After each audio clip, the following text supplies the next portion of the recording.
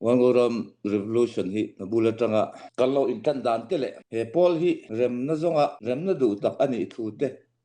remna zonga thiltam tak alo ti to chungchang te ron soi katum do na boine hian mara chu thuma ang chawin kala soi rianga tu da kal gai tha ang khan pilai rambial chung te khi chunga han fan thei chuan ta ati suwa khop moya namnu ram tu ma tanga development ina thlen phak lo na ram ni thina chunga cheng te po ma ni in tum chop veka en kim sarkar le thil dam pui na be sei lawa ma na tanga lungoi taka ma ni thil chu ma ni en kim khotang le thil lang thil tul poi mo zong zong mani in tum chopat local char chho kha ania ikhatu la local zela NLD sarkar te alo din chhota ka khan development po abe sei mu phak rin lo kha kong abik takin kong le thil danga mason na kha aron zuang nusa khop maya tor thlen ngai lo na khwa te motor kong alut chet chup lomni alim om tan via wa ti mai teng anuam tan chho via wem mi pui nun phung te po achang kang sot viau ni kum nga chung khan hun the khata phei chuan anti khotik ama motor theng ti kan ngai to ngai lo na huna motor kong zau tak tak mai tang het hut maya chu tiang khot chuan mi sing te pon lim viau ni amara chu van doi thak takin sang ni le somni pakhata sipaina yanga thu nei na han ne chu tak atang khan thanga of infrastructure lo om sa zong zong kha hum hal tu om lo le han chei bol chun zom ngai chi tam tak kha atop ta veka voini thleng hian kumli do na lo ni chauda abik takin road transportation ang chi te phei chu kumtin a maintenance spec ngai chi ani ka tiang ha pek eng ma om tak lo wa chuan tuna ram buai din huna lo om tak a chen kim kha thala mai chiat lam lo pan chho vek ka ami ring ami pui ta nun phung le khosak phung po tlem ba la chho riau sota tuna kan nei thlang khan road transportation kalkong chi phei chu ala chezel do na tun fur plei ron tuar le taila a cheviau do ni den zirna lama thuan op vek boka zirna po ti lo ai ti in mi hring civilization nga kan lo ombe to a khovel nga kan nun phung kan lo zom chuan zirna hi lo thei lowa kan ti ma mak moni miawa SPO chuan har sat ber lai tang poin zirna choma thei tokin local pui chowa ma ni khoa khotina theiang angin volunteer ra thok tur zirti tu te dap khomin le SPO tuna ramdanga mi mal le ko usan le pol rang rang tena an tan puina tling khom hian zirti tu lom man mingte in an sem dan thina ni chu tianga zara chuan ma son zong local tuang chho ve zela education bi ka po hian bultan tir tengei to chuan tuna chuan ti tlak ve takin om chho thei ani ei po hilom om khom maya a thok tu ram lama thok tu te impact na le chanem ngai na pia lama SPO nuaya thazar nuaya tanga kaltanga ti ten SPO kaltanga chanem ngai taka tholom te ron tho thina hi tianga ron donate tu te zara hian no pangtam takin zirna melen lo mu ve chho zel ani chu su ma son zonga kal chho zel ani education lama hian policy mu mal tak te ke huai dan mu mal tak te po na lo piang chho zela chu noi chuan mu mal zok le om je nei zoka huangoram administrative area chunga hian hetiang zirna ang chi te le thil dang zong mi pui kai noi hi ama son lama kal chho zel turin ke apen chome kan SPO yan ti hi ka soi do a chung te chu tho honak ra lo lang ani arsan na si rang kara revolution ani miawa chunga chuam en kim hi du tu sam le ani ang tur diak in lo ma se tan lang nan om zia ne ya kal phung in om zia ne ya ti dan tem ma chop ten tam tak lammuak zelani kunga chuan ti ang ri pui post kal tanga fundraising tam tak om to a lo pe thin tu le chane ngai taka lo tho thin tu ram mangai tu te le min phal te chunga ama sen lom thu kan soi phota chu ka thu ma ni phot mai se kin rem chang kan hu tu tenin nun siam muna tel dang chu kan tui ne le don ne kalome ni puite ta na khia tur poi ma tiang chi te kam keuna nei turin so mango pu chairman ก็ลอม HPO CDF หัวงูรมดินจำกะภาคไว้ลีนะกันโลมังเจ้าลิมLola arsat na tam takara changchun hanbe don room na kara te thi na te vandoi na tam tak mang an na tam takara pathian khoi na in voini kan thleng hi alom om hle in ka ria kan revolution a hian keini hol ngoram chu sual sipai chau do nilovin kan ding le veya kan u naw te ngein kan na ka min chun tlata revolution group dang kan ang velova kan din chu hlau em tu tena min kal chungin voini kan thleng hi alom om hle a thuma khoi tan chuan kam keuna tan chuan tuna kan martar he kan ram adin chuana atana nun na hlutak hlan tu zong te le kutwal le chama mani tak sabung rang te po ram ta na hlan to tu tele tuna kan ram le nam adam chuana tura ta na ral matonga ommek te kan ram ven himna asura sa thosika po urmek tu te in zavain amasa in chibai kabuk chewa zana chibai kabuk cheu ani really puipo sin waloram kan zalen na sual na tura ta na fundraising abuat sai hi alom om kati hle a e really puipo sa thok tu zong te in zavain kangai sang chewa chibai kabuk bok cheu ti chuan in really puipo sa thanem ngaya mani ram hangaya walngoram ta na donation tho tu lo tho fo thin tu te ram in mangai zia ka muin ka loma lom thu ka khil du cheu ani point singa po fundraising kan nei le do na kan ram le nam ala ding chuak lova kan zalen na ala fam kim lova chu fang chuan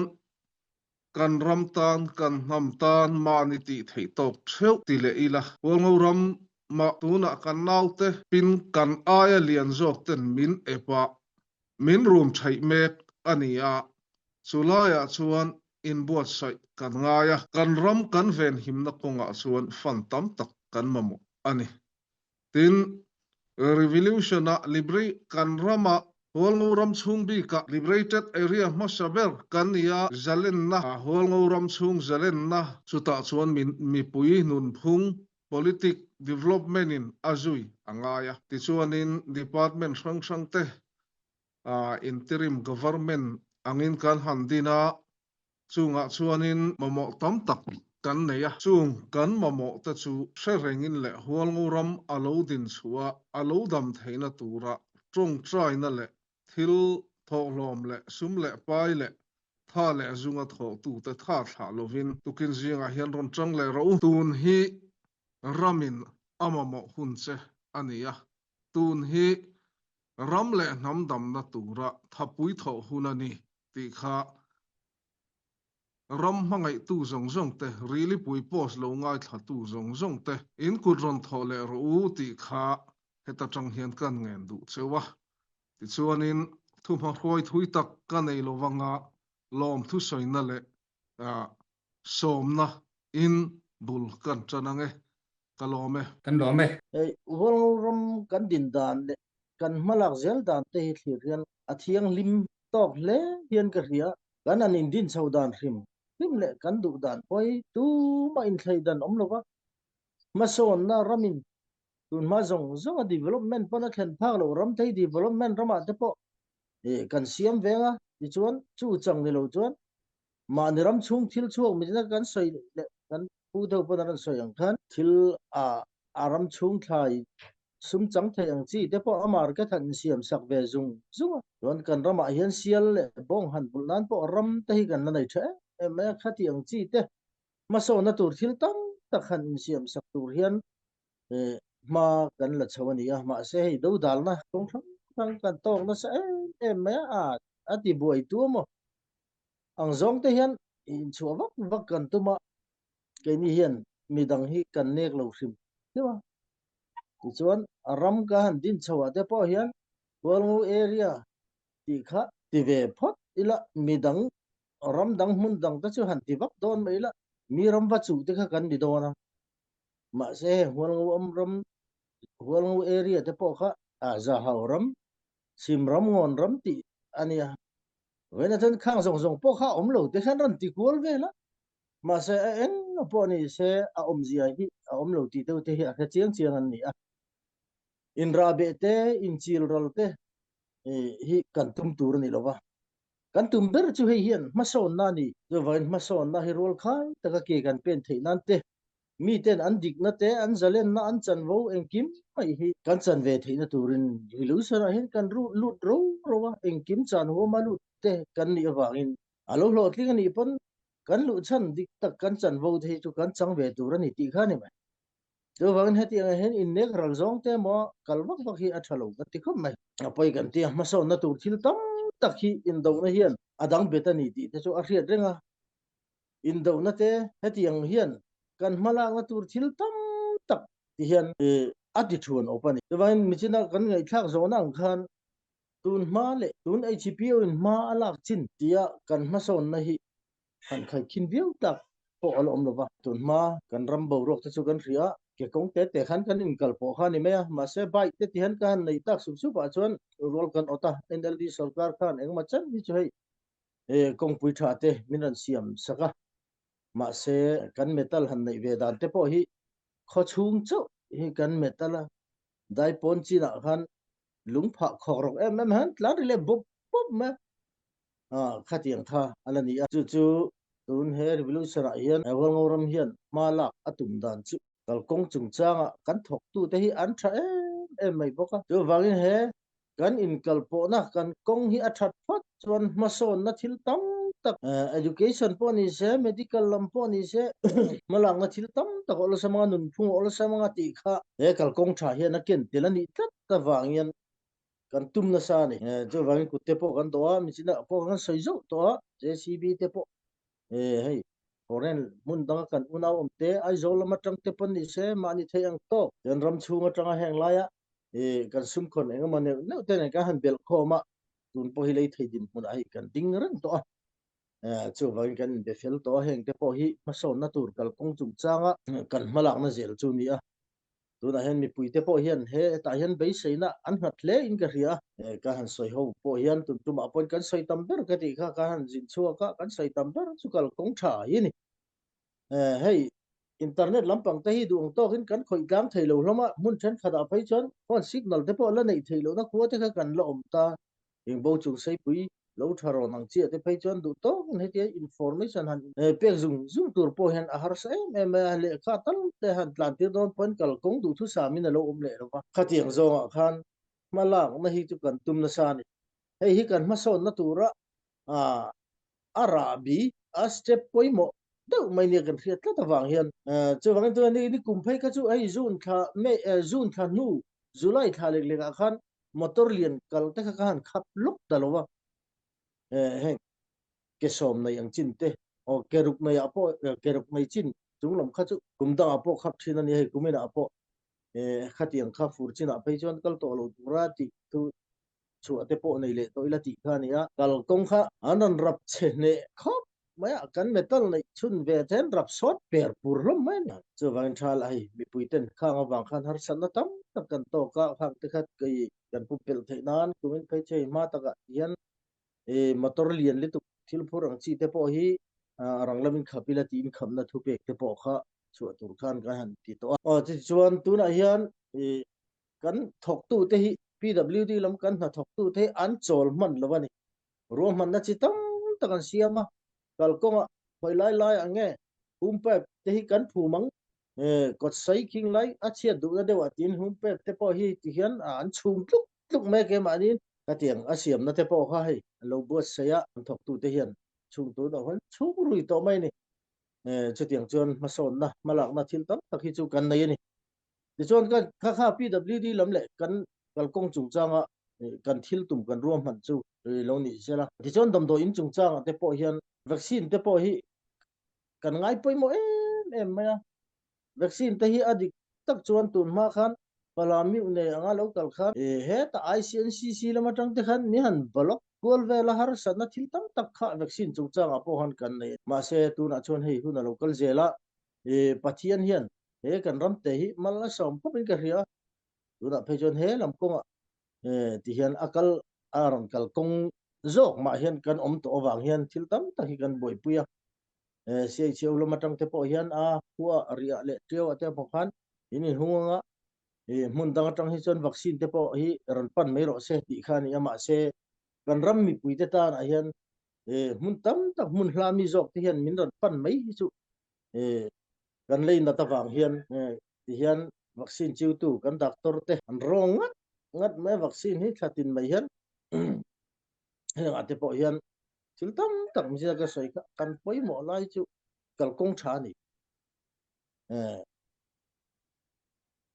kal kong that lo wang hian thil tam tak heng a po hian har san na ka to kan chu wangin malak na hi kan zawa ya kan thot la na kan ngai poi mo tlan hi poi mo len ka ria vaccine ate ti chon adam lo heng mobile clinic ang chi te po hi kan doctor te hi an fit tha ma an hun ol nei hi chol ni ate hian hun tlema ol de te po hian ko la ko then oma ti hian an wak chuaka an kal chuaka ti chuan dom do in hi ti hian kan khat map ring mai ni ke ma ni to hian chu wangin medical lam kan malak na kan thok tu te zong po hi an in pek na po asang hei mi mizoram atang hian tuna te po hian zan ma salok te po khan ka zuk den lu ta dam doina mizoram kan unaw te po kha he an lo mu thi aloma khang te po kha ka hen ko ma an ni po khan an lo me mem chu doctor te bia kan nom si kan nurse te bia kan nom an nom li tuk ti kha lo sai velom lom me ka lom khop me ke ba po chu wang kan thok tu te pon tha ma hi son hi kan tuma chu ma son na be tak tu ron apoi mo kan ti lai chu sum le pai te to kin tu na chon hi aram chu han than ti chu mai tu rom lo wa hoi tang ma hian development hi lo lu tu rom lo wa chu wang aram nei tu te le aram mangai tu ten hei hi kan ram ta na tia kan tho khom liam te heng ti han ram hi kan siam chho me kan ni chu ti kan siam chu apoi mo chho chu wang medical lam thua te heng christian la chungchang thil tam takai dom do in te po hi kan du thula sam lo ni tu na po hian heng dom do in te po hi kan sur me ka tu na hian sum tam tak se dom do in hui kan thom tha kan pe muk me heti han malak na kan dai ni zo vai kan malak na thil tam tak a thuan oble na chu ei kan ding le kan unaw an ming po soi mela CNDF lam te hian heti hian tun lai hian in nor na te le in ep na te mi pui te ta na thabar na tu thil tam tak tun lai hian aral thum chelek ang du ang hian khop te hian hei online febi vela te phai chon han enila comment na tam tak phai te chu chiar po christian te tong kama moi lo rap thak pui hian kan in be setan apon heng hi chu em ati karing de ne ka kan comment na thil te arap thak kan heti hian unaw ti hi athalawa heng hian tu na kan malak na kan soi zirna ko ate risel na ko ate inkal po na kong thil tam taka harsan na min siya ma hian athen tur chu re thi na tho ni do chu wangin athalwani chu wangin mi in heti anga maso na tur kan be hera ma hian district pakhat anga falam district kha falam kha district pakhat ani chon huang po district pakhat ani ve mai tur ani khatiang kha lungoi takin han pom tlan sakila chu mason na chi khat khani me khatiang tur kha athen ma lo hi chon ke kan pen don thu chu wang he inti vak ai chon nangnin ramin nei lo chuti khati han inti chiam te ke chu tha khati lo khop me ramin nei lo han ti tu hi story he ta thil tam tak kan hi story atanga chut khan ram hi chu anan phua chop chho vela ram hual ngo ram ni chon country angani tiang dan ti kol vela hi FB ka lo chen khatiang khan we country ti te po kha tak to nan district bial pakha soina ve mai tho kha ni ga chu wangan eng po lo ni se hol country po ka du le kan te chu wangin eng po ni se alo din chu ve ma so na tu rural an lo siama an ma diram chung e development an siam kha atha ni ti zong khan in pomrem sakila ama son zong hian in du sakila ti kha adu khop me John education chu changat phai chu nakira hei thian thau soi tu tap takan nei karinga education ate po hian adika soi chon ma hi kan so ne tun ma kan din mune na han khai khin view don phai chon kan ma so na tu thil tam tak kan ruam man na ro hi chu athan ruam man na thil tam tak po kan siam ani ma se ataka ke han pen tu chon do dalate eng ma chin thil tam taka har sat na kan na ne ya chu wangin ram hi aran ding chho zelanga pathian in kan kong min hruainga kan kal zelanga ma hi chu ason don chiang ani ti chu kan husan to wang henga hena poimo lai ber chu aram chung mi puite kan in thlop ton na te poi poimo tun chu ma boruak enga ma thil sa hal hataran oma henga wang hian aram mi puite po hi kan pum khata kan nu nawa kan e lom khom thatol tol maya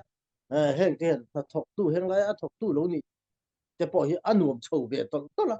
to wangin ami puite so pon lowa NGO chi rang thalai pol te ko ran ho te po ni se engkim ma apol ho po kan in thop hi poi mo leng ka ya he in thop na hi kan tla cham khop me ke ni hian chu wangin he ta hian a ko ran po hian thei to pin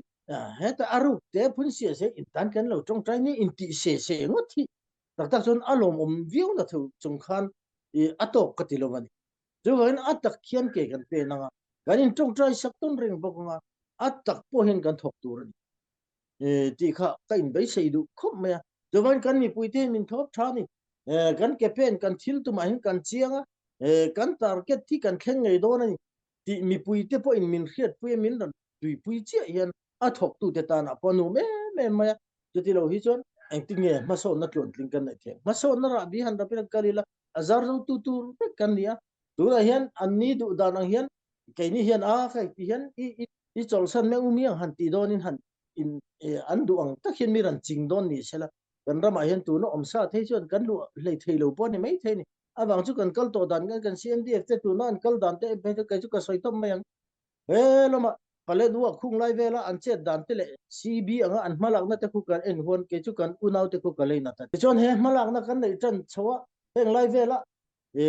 falam biela ni tia an che du dan te po kha dalana ten du khan man mi han man chu man na ya chu wangin he tiang hi an che dan po hi tak son ka du lo ni rova ka tien ke ni hon ngorom hian mi atong pu hian dalan kan ti mai lo ma se kan rin hela te jong te chu kha ka ti khan kan te warning kan in pe mai zo mi kan man pon kut kan thak vak ngai lo dala wen ni hen kha tiang chi thil tam tak te ke chu ka lau thong ni chu wangin he tiang hi chon ram hi mi ran noi tum lo sela chu wangin pathian thu nen kan ram hi pathianin min hruaya pathian kai hruaina kan ding chang chhoni lo chon ral thuam ringot ta invo hi chon kan ding chang lo ba ral thuam hi khatianga din chan na ni ti ta poimin lo hiat pui sela chu vain kan ma so na tur thil tam tak hi min dal khop mai he hian ti ro chu sei du ni tu na po hi ram ti na tlem te na ren da he ta wangwa khothi ra khoi khom dei mong ko na in da kuala anran in da na chin zel hi wal ngoram kan lak sak te miran nor na an ngai te po hi man ni khan an jiak pakhat ka huzau maya a thalo hle tu na anran om na chin zel hi wal ngoram anran nora an nei tur chin an ngai na chon thil thalo ta ka thlenga he ngai hi chon satak ka in biak rem na te ne ya ral thu amaro in rel sak ki tu ma tum lo bila chawain kan in kan kalzel dan tur chu mason na tura development te sumle pai sum chang thai te kan siamang ti khovel mason rol hian ma ka son ve ti lampang zo ki rel howila soi howila a hlok thak ber zo ke ni kan hlok lo hi chan an hlok big lo viu ti te po kha kan soi du a jo vagen mason na hi han khai kin biu la NLD hu ra khan enga mo chen hi chu ma hi chu kan son man te kan in kal po na le thil tam tak tun ma ke kong te ang chi te po khai hol ngoram chunga te po hen kan en chon motor kong pui na tlo lo na khu hi chu om vak to lo ni tlem te chawon ma se he nga tlo na khu te po hi siam re ngai kuaran fura leyaran mina siam thadreng ngai an ni a chu wangin hen siam thale je tur po hen ma son na hi voina hian arong am thil tam tak ro hi chu kan duanga ma se han che tak tur hian hey zaina zai thiam zela rosanga kan zinga awama tuna hian zai turin kan som do na ni zana hian lani min le sak do na hey zarina zai tura nen som hi ka lom ple me helai huna ka om rim chan lai te ani pathian rim ro te pon tura ngai la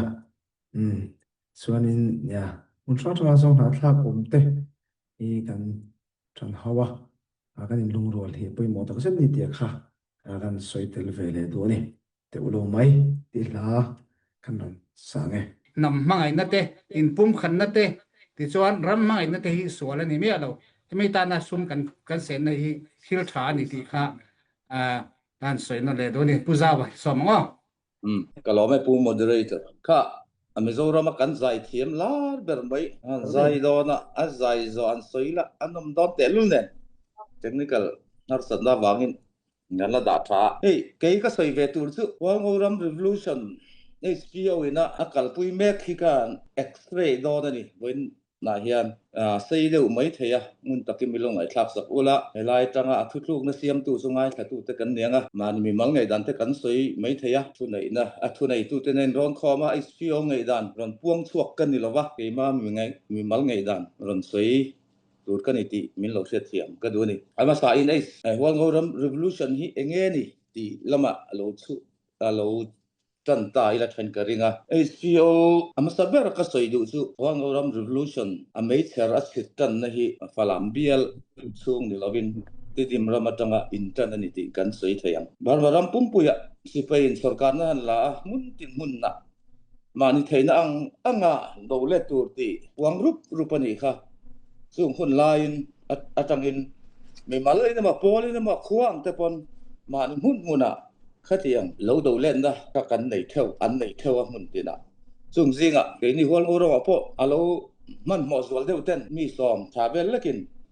บุลันเราจันนะที่มรามาตุลายเกี่ยหน่อยส่วนหาสันนั่นเต้เงี้ยพอลปะขัดนะอันเราตีบวยซาระพอหาสันนั่นเรากัลสวินช่วยตู้เต้วันงูรำช่วยตู้เต้เป็นอะไรนะไอ้ทศกินอินฟอร์มเต็มวัดเดียพอลที่เราดิ้งเขานี่ส่วนให้ไล่เฮียน SPO คิลตุม aims and objective ที่การสวยลกงะประคันนะส่วนสิไป dictatorship อาจุงจะพะพอยกันนี่นะ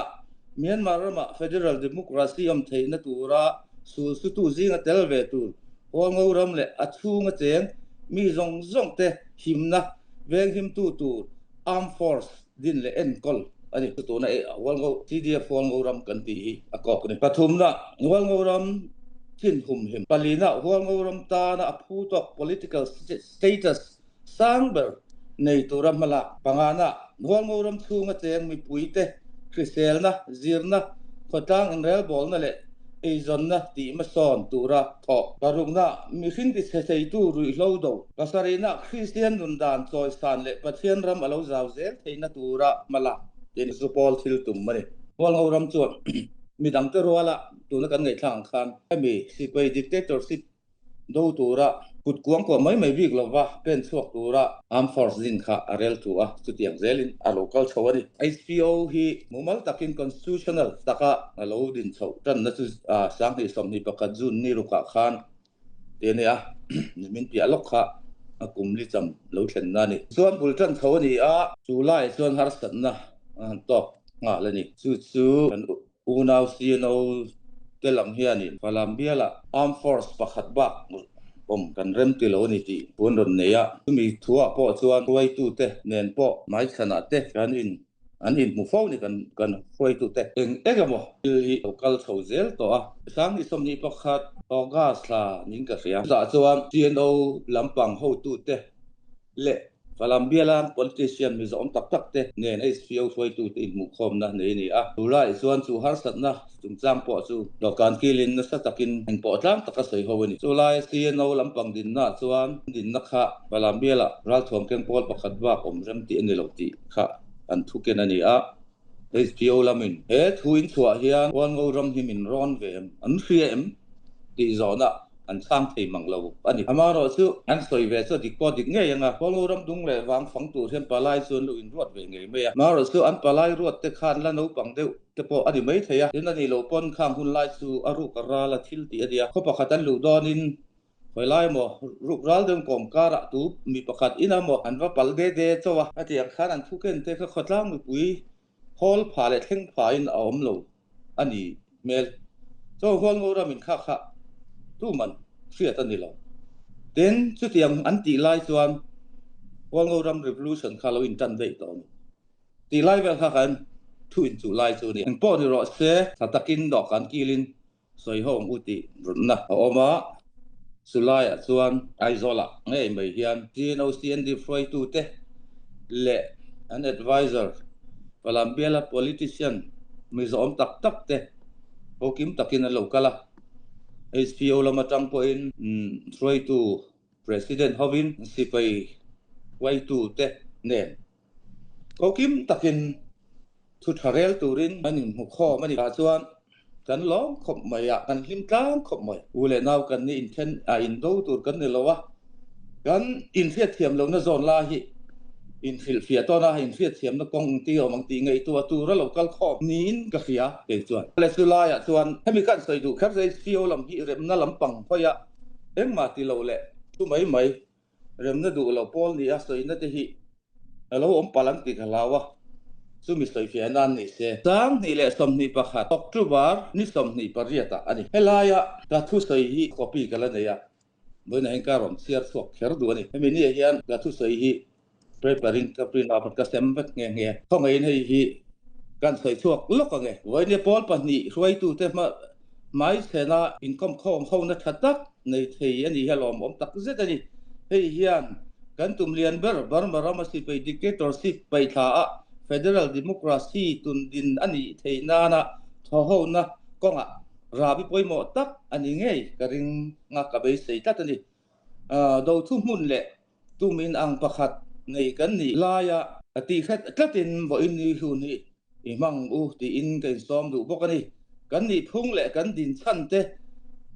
te ma zong ka han tar lang nge pakhat na SPO CD Phongouram Soifiana SPO Phongouram People's Organization hi den ni ruk jun sang nei som ni phakra khan ti dim township ram nuai hun khata tangin din tan nani a nambil pakhat pol ni lovin Phongouram thunga cheng mi zong ko pa din ani SPO ke hruaina nuaya revolution na thok tu armed force CD Phongouram din ania and call zui mek bokani CDF Phongouram hi Sinland Defence Force CDF nuaya armed force pakhat ni turin a in ziak lut and resistara joint Sinland Defence Force CZDC member ani mek bokani athil tum bersu NUG du dan anga dictatorship pe thak le federal democracy tungding tura malakani panina engwangin nge SPO CDF Phongouram hi din kher atulna Phongouram tia vani thenga kan soi hi British of ma kan pi le pu te hun lai ma sang atang to in hlom khata lo om thin kan nia British of nu hun rei tak theng po khan rambung khat angin thuneina administrator fan ruata rorel na pakhat nuai lo om to lo op khom rang kan ni tong khat mang thi sen zom culture le nun dan phung thu mun kan ni ti hi a hun laya mi op tu te khan an riat chian em awang po ani nge rin om hun local zela British ram in op dan alo in thak thenga tuna township pathum tonjang tidim phalam a te tender alo ni ta ani sarkar administration thil la mun thuma tender ni ma ila wo ini khen hian civil society thila in kan impum khata kan lo abo kan impum khan abo chuang lova tender thei kan ni chuang lo kan ram ma som no le social activity franga hlom khatin engkim kan ti tlang zel thin ani bar warwa si February ni khatta thu leina apong lam nuwa ram tin hun tin atangin swal si pe do le turin mani thayang ang khiam fairal thuam keng pol group an lo piang tho zela NUG guideline zulzuin ke ni ho po hian du than tu dang kan nei lo ti fria in kan lei lung nge tanga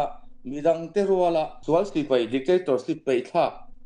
ani thainan ha le zung nun na po seng huamin armed force din hi kalo rel thuta ani pathumna phalam tomsipa CDF CNDF omren thosia engwangin nge CDF Phongouram hi din kherangai kan soita angkhan Phongouram kan soi hi kan pile pu te changa kan ram ania kan ram tan historical right kan ne ni phalam bial thunga chop omni ila a thana din kherangai lo mai thei phalam township ni lo apia lama om te tan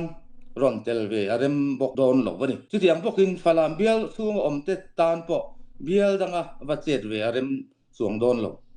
tin trong man thua le thil then khat in an tia alona a oma wang hian rong levela kan no pang kan sipai te hi mun khata da khom tawet ila an inkara in rem lo na le in hir ho na sang chua thei na chan asang em boka mani hun theu wa kan lo in sem dar hian kan common enemy lo konga kan in chok jang khai jok ang ti po kan ngai tua dan ani tel bok ani chu wangin falam bial thung bi ka po kan unaw sian dif tenen hian unaw thinlung unaw thingluang zon dun ang maya kan tho ho thau zel kan be seya kan tu thu sa mani bok thil tu la piang in pui tonin falam bial tan le azaw zoka tan po ta azaw zok tan po thei top chua thok ta thok tu cham kai ni zel turin kan in huam rengani palina thok ho tur kan nen do tur kan nila barama po hun kil khor le re thei ber chen ni ma ila diglo taka kumtam tak khung si pe obbe na awanga re theina kan re theina hi azwal zelo nan kan thei tok tlem hle ma se ma ni leilung ra chan chung ein kan thei chun manga man ruwa te ne na kan fa naw te nun na hlutak kan thap mek ani kan thi sen a thona aluan rallo nan doral thu mun do konga lo in hirng ho tur kan ni lova thona thazo kan nei thei na tu ngai to in wa in ni local khom te po hian rilru isengam u revolution lo tling thei nan chia ingai to bokang u thilte naw le ho mai manga inpu mo na tur zong lovin in thian that na so het zong in malam ipan zelang u kalo me dini kha minia ka thu soi ni suan subi tin chu kan han kal thau zela adik tak chuam ai fio lam kha ai pha niam thla kho mai kan ho tu te kha aniam theyang berin an in pha ani suanin ka in rem tavio maya tuna falambiala hian ri chu kan sang dewa falambial chu ani lo ma se falambial chi na chuwa tho ho dan ngai to ila falambial hi azaw ema CNDF CNO tan po elai ral yen lo dan tho konga I ti ne turan lo abung kan is chan kwal kan sem su ta chon nang ni hun kai ka hun atin hian kan ti chonga command pakhat noya kan om chawang ti hial kan thleng tho to ni ti chuan sun cho kan kila sun cho po hi CNO lamin antuma phu takin kan ei ho ni kan politician za om tak te po an phur riam ka ria falam bial tangin ming chu soi khar lo ela sen cho ka deya session ni na khanin minute ziak mai tur kan ni to tulai minute kan han ziak tu chu kan u naw lam pol tang khan thu nei tu lok deu pathum pani thum kha an in pot penga pon an va soi rei lo te an lo lut le chuan kha kan minute tu ma kha flop ta vek kan fail ta vek ang po ni se kan chung lam ho tu te kan lo ron ve le nga kina in ko khom na kan in mu khom na kan nei le don ni ti in thutluk na non siam ba kan nual roi mai ni ani tak chon CNO lo ma palai local tam jok po kha an lun dom vong ka ria ke ni po kan ti kan biang na ho thing tak kan nei dom kan ti line ani lo zong na let ta dei mai ti chuan in biak le hun tu in biak le na tu ra joint committee din anian ma ni CNO lama tagin CNDF lama tagin chairman le secretary nia ela mi SPO lama member ruat ni an ma ni ron ruat le tu ra dan tu ti chuan kuna lokala engma do kan ki le in biak na kha voini thangin a thleng ta lo ni an ma ni rot na nuaya thu tho da khamo kha mi thu la kha ni ta se tin SPO lampang hi sang ni le pathuma isolation office lengin lenglutin thu tha kan juk soi pui tu kan juk kalani to ni pon thata ka dong songin thu thatin reng da po an soya ma ro su khatiang taka authority lian ne ya meeting lian ero ani lo ani hi chuan chu SPO kalphung ani remna hi azong khop maya a hun la ya ai phan hiam te lul nen khan khalai hun lo pel so ta kha apoi ta una son hun lo kal to khatiang thil thleng le tur khan lo ni dom po ne se amana sang viau to an ma ni lam po ka ba dem chuang lo ve thil chu mi fing na tur kan nge he thavek ber chuwang lowa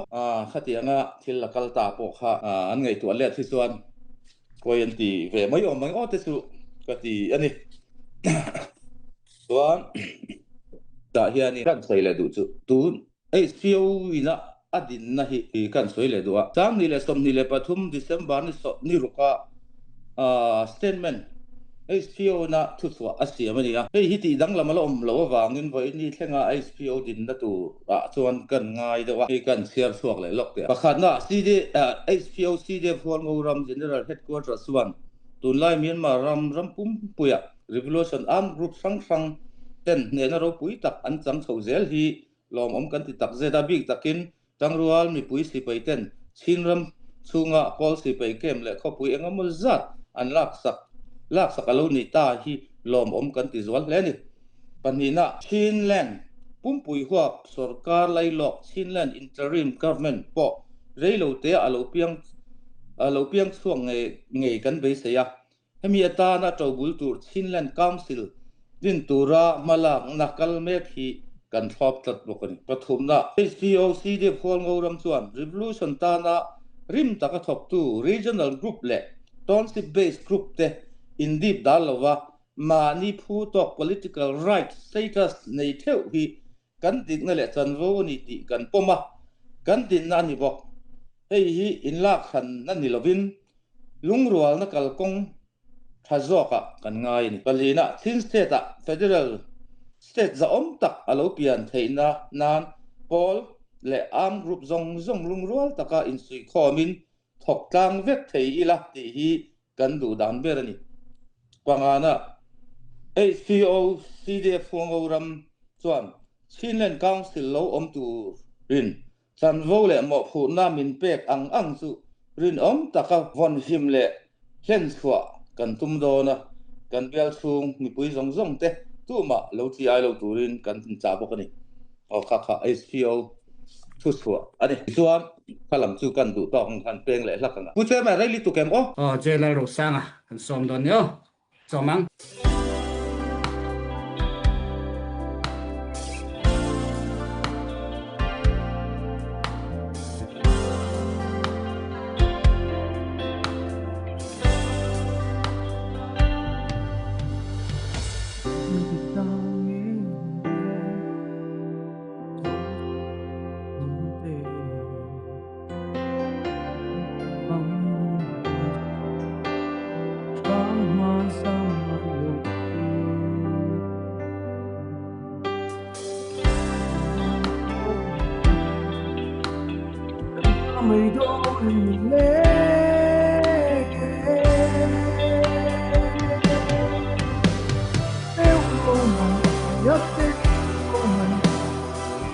Hãy subscribe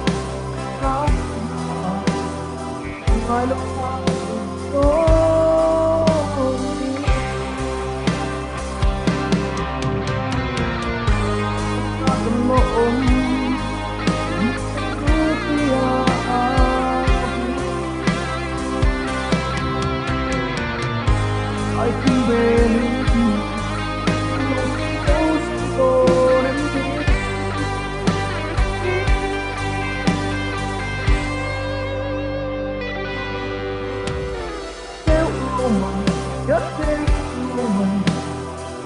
Mì Gõ để không bỏ lỡ ai lo ma lo